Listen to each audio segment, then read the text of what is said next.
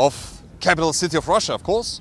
And in this beautiful Sunday afternoon, what we can see here, of course, this outstanding building is the home office, should we say like that, of Russian Ministry of Defense. Russian Minister of Defense Sergei Shoigu, that's his office right there. City center is in that direction, of course, and we are right now in Gorky Park. Gorky Park is absolutely the same for Moscow as, for instance, Central Park for New York. So every day, thousands and thousands of people are coming here, regardless if it's snow or rain or sun, is it summer or winter, regardless, because all the interesting events in Moscow are always happening right here. And well, today is of course Sunday, nobody's working, of course, besides us, and so many people are here, coming here to enjoy themselves, and also many of them came here to see and to pay attention to that event right there, and that's it.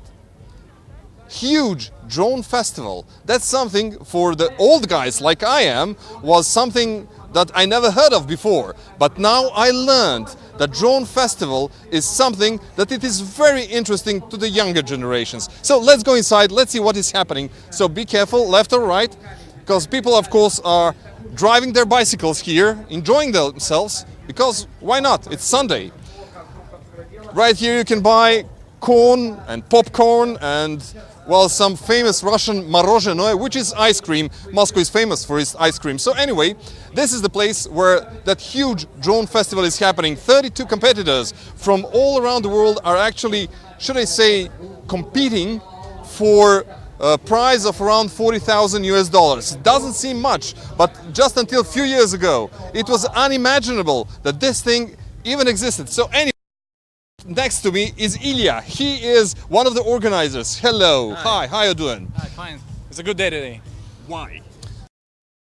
Because all the August was not very good weather in Moscow, and right now, during our Rostec Festival, it's perfect weather for us.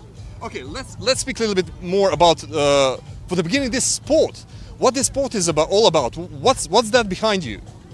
So this sport began in 2016, as we think, in Australia, and right now, during the next 3 years, it was very fast growing. Now it's more than I don't know, $1.5 billion annual earnings to this sport all over the world. So it's very fast growing.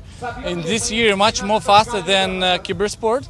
And so we thought about that in Russia we haven't got any league, any championship, and it will be good for us to manage it, to do it in Russia, here in Moscow. So this is the second year when we're making this festival, and if we can talk about the last year, it was for about 160,000 people watching it online, and right now already we have 345,000 people already watching now online. So the day is still going. So we think it's much more than a double than compared to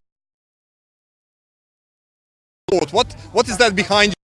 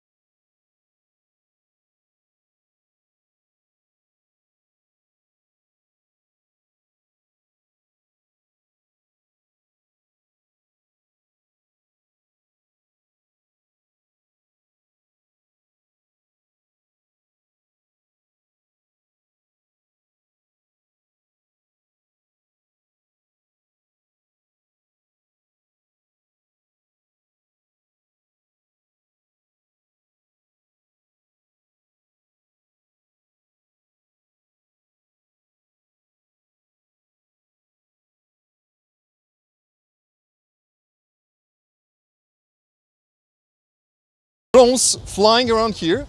And okay, so let's go back here. This is a drone festival here in Moscow. Right now we've seen the end of the race. Unfortunately, you've missed it. But anyway, we'll see another race. We'll see another race a little bit later. A few minutes ago, I spoke with Ilya Galayev, who was one of the organizers here of this drone festival. He says 36 drone racers are actually participating in this race. 360,000 people are watching this online so far, and according to him, it is twice as much as last year. So it means that this sport gains much more popularity than it was before. So let me just show you, as maybe you can see or you have seen, this is the venue where this is happening actually. This is the venue where all these drones are racing, where the pilots of the drones are pushing their machines to the limits. What we learned, what we heard, is that sometimes these drones can travel as fast, right here, right there, to 250 kilometers per hour. Can you imagine? So it's absolutely stunning. So let's go this way. Let's try to see where actually drone pilots are sitting while they are driving or riding those drones. So anyways, one of the races just finished, so that's why people are leaving. When the next race starts, people will come here. So let's first show where drone pilots are actually sitting. It's a bit noisy there, so you can go there. Okay, so these are the drone pilots who are preparing now for the next race. What I can recognize and who I can recognize, it's Thomas Peterson. He is on your right, and he is preparing. He is from Latvia. He is one of the favorites here, and he is preparing for the next race. Also, what we know is that these guys are wearing goggles, virtual reality goggles, which are directly connected to the cameras of the drones. And those cameras which are on the drones are broadcasting live signal to their goggles. And of course, they are then driving enormous speeds, these drones, through those obstacles.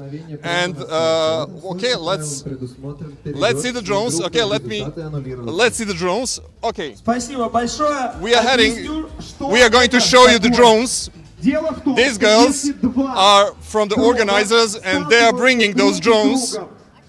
They are bringing those drones to the starting positions. To the starting position. That's from that position. Drones will start racing. And of course, the referee is checking. The referee is checking now. Is everything okay with all those drones? He is preparing those drones to make sure that the race is regular and that everything is fine. So we will be waiting for a little bit more to see the start of the race. All of those drones are actually handmade. They are custom made. The value can reach several thousand US. They are not off the rack. You need to have not just those machines, but software which is adequate to propel these machines to such a speed. Okay, so the referee is checking, is giving final go-ahead. Yeah, he's giving final go-ahead for this race. He's confirming that everything is okay with those drones. And what we can see is that people are gathering around us. More and more people are coming to watch the next race. And right there behind, on the stage, you can see pilots preparing as well. And you can see on the big screen right there one of the drone pilots who is sitting down there. a number of races are happening today. At the end, there will be final race with 4 racers, and one of those 4 will become new champion here. $40,000 is a prize money. It's for the guys who are playing video games actually back home. This is a serious prize, serious amount of money. Okay, they are prepared. Let's go. Let's show the drones because we are waiting these drones to start. Вылетели. То есть у нас осталось 24 спортсмена, а это представители верхней, так называемой верхней сетки, зеленой сетки, откуда в случае поражения люди не... Official announcer is calling for just a little bit patience, and we can expect this to start. Okay, in 10 seconds. This race will start in 10 seconds.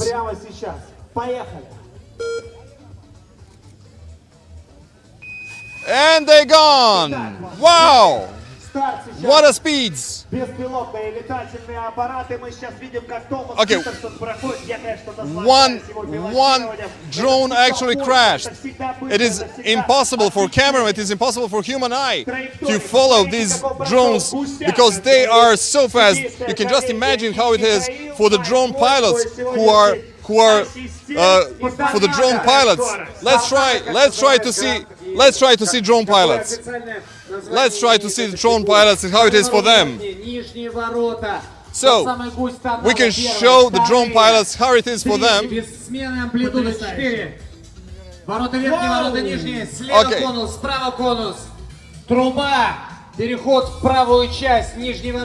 So, the race lasts from around 60 to 90 seconds.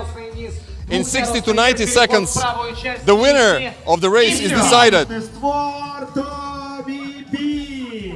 And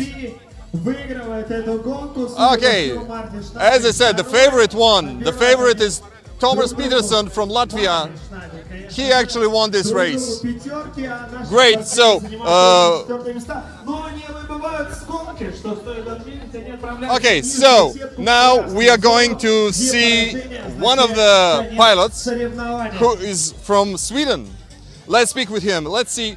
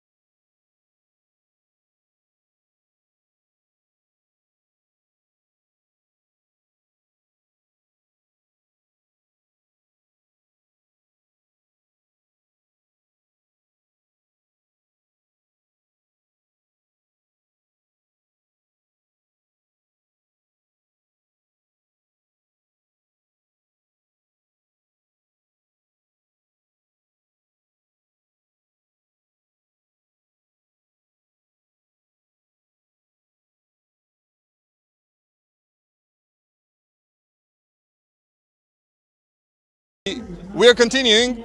Oscar from Sweden is with us. He is holding 400 euros worth drone, which he assembled by himself.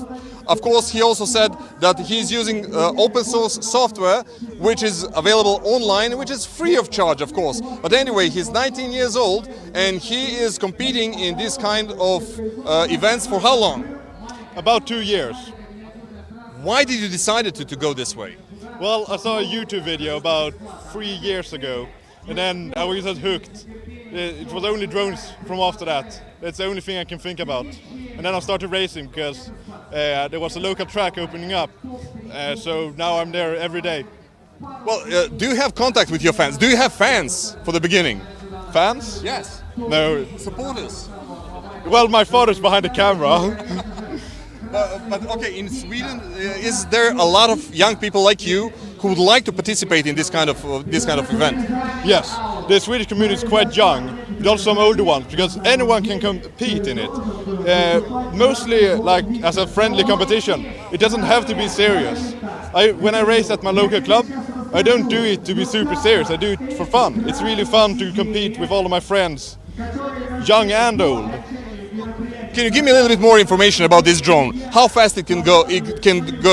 What kind of regulations it has? How it is for you wearing those goggles right there? How can you manipulate so fast, so quickly this drone? Okay, so we start how fast it goes.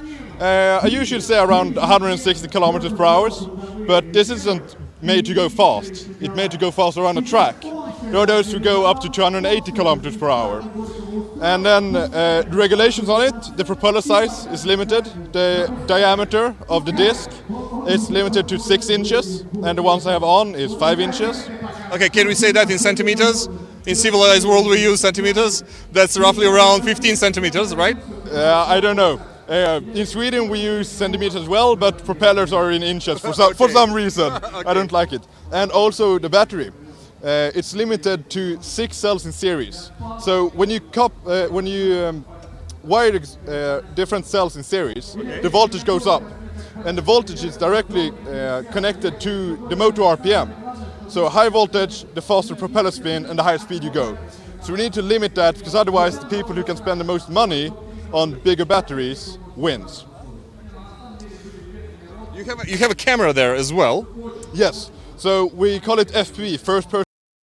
So I have a camera here which streams from this antenna to goggles that I wear. And when I wear them, it's like I'm a fighter jet. It really feels like you sit in the cockpit of the drone. Well, do you need to have fast reflexes in order to drive 160 kilometers an hour drone through this obstacle course? On a track, yes. But if you're doing it over an open field, it's really easy. It's just full throttle. Just punch it. Yeah, okay, and what is the weight of this drone? Without the battery, which is how we usually measure it, this one is 330 grams, which is quite heavy for it. How long it took for you to assemble this drone? I've assembled a lot of drones now, so this one took maybe 3 hours. So, okay, you're 19 years old. What are your expectations in your life, in the future of your life? Do you intend to, do something related to drones in your life? Do you intend to study something that is related to the drones, to electronics? Well, my plan is just to race, try to make it as a racer. But I've also started my own company called MadQuads, which manufacture these frames in special carbon fiber, and everything's done in Sweden. And the nice thing about it is that we have control over everything. So we use higher quality carbon fiber and a different technique for making it, but the drawback is price. So we haven't sold that many frames yet because they're expensive. Well, anyway, final question: your expectations from this competition? Will you one of the top places? I'm hoping top 3. There are a lot of really good pilots here, but I'm aiming for the podium. Doing this for money or for some other reasons? A little bit for money, but mostly because it's so fun. I love competing. I'm a really competitive person. Oscar, thank you very much. I wish you all the luck, Thank you. all the best. That was Oscar from Sweden. He is one of the competitors here, one of the 36 competitors here. And of course, this is second day of this competition. 36, as I said, drone pilots are competing, but because of the noise, let's go this way. As you can see, people are coming here trying to understand what this is, because hear before or heard before about the drone racing. What's that? We know about the combat drones which are used in the various wars. We know about the drones which are used for the good purposes, like fighting forest fires, trying to deliver various goods to the people, to the online shopping. But this is something absolutely new for everybody. This is the venue. This is the racetrack where everything happens. Everything is surrounded by net, just in order to protect viewers, to protect spectators, in case some drone gets rogue and well just leave that racetrack. That's why all the netting inside, all those obstacles which you see are actually inflated, and they're soft. In case some drone hits some of those obstacles, nothing happens to the drone. And of course, this guy who is owner of a drone can use it again. We saw it is young people mostly. The drone racers are young people mostly, people who are actually, well, just in the beginning, should I say, the beginning of their adult lives, and yet they are so interested in this. They are so living in it. Maybe just a few years ago, they were just sitting back home playing various games at their laptops and computers back home. Now they are sportsmen. They are athletes, and they don't need to wait or to raise many weights or to run hundreds and hundreds and thousands of kilometers in order to compete. Anyway, this is the beginning, or should we say this is the birth of the beginning of a new sport, of new electronic computer era. This is the beginning of 21st century, and God knows in 5 or 10 years in which direction all of this will go. Anyway, this is Aljosa Milenkovic for CGTN. I am in Moscow, in Gorky Park. I reported about second drone festival happening here in Russia. 36 drone racers were racing their drones in this racetrack. Some of the drones was recorded yesterday, reaching speeds of up to 250 kilometers here on this racetrack. Anyway, I'm saying goodbye to you, and please stay with CGTN. Душить его буду, знаешь, душить. Заматывать только.